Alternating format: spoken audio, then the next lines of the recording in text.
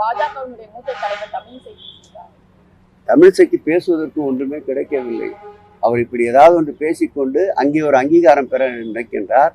AIM business ஸ்கூல்ல MBA join பண்ணா second இயர்லயே இன்டர்ன்ஷிப்ல மாசம் 20,000 இருந்து 33,000 வரைக்கும் ஸ்டைஃபன் கிடைக்கும். 100% placement assured with salary up to 16 lakhs per annum. Campus at Chennai Nungambakkam. For more details contact. TASMAC ஊழலை மறைப்பதற்காக தான் முதல்வர் ஸ்டாலின் வெள்ளை கொடியுடன் டெல்லி சென்றுள்ளதாக பாஜக மூத்த தலைவர் தமிழிசை கூறியது குறித்து செய்தியாளர் எழுப்பிய கேள்விக்கு அமைச்சர் சேகர் பாபு ஆவேசமாக பதிலளித்துள்ளார். ஒட்டுமொத்த இந்தியாவினுடைய ஒன்றியத்துடைய இரும்பு மனிதர் என்று போற்றப்படுகின்ற மாண்புமிகு முதல்வர் அவர்கள் டெல்லியிலே அமர்ந்தே இந்த பதிலை சொன்னார் என்றால் அவருடைய உறுதி எப்படி இருக்கும் என்பதை நினைத்து பாருங்கள்.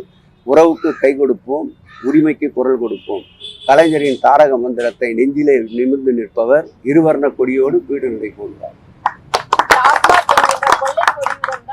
முதலமைச்சர் டெல்லி சென்றிருப்பதாக பாஜகவினுடைய மூத்த தலைவர் தமிழிசைக்கு பேசுவதற்கு ஒன்றுமே கிடைக்கவில்லை. அவர் இப்படி ஏதாவது ஒன்று பேசிக்கொண்டு அங்கே ஒரு அங்கீகாரம் பெற நினைக்கின்றார். தமிழிசைக்கு ஒரு சவாலாக சொல்லுகிறேன்.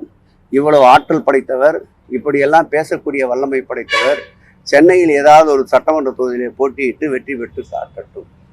தொடர்ந்து அவருக்கு தோல்வியை தந்து கொண்டிருப்பது திராவிட முன்னேற்ற கழகம். அவர் சட்டப்பேரவைக்கு நின்றாலும் அவரை புறமுதுகுட்டோடு செய்தது திராவிட முன்னேற்ற கழகம். நாடாளுமன்றத்தில் நின்றாலும் புறமுதுகுட்டோடு செய்தது திராவிட முன்னேற்ற கழகம்.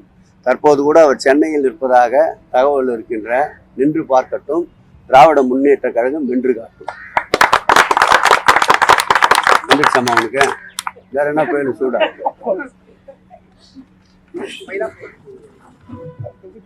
தொகுதி அதான் சொல்லிட்டேன். நின்று காட்டுங்கள், நாங்கள் வென்று காட்டுவோம்.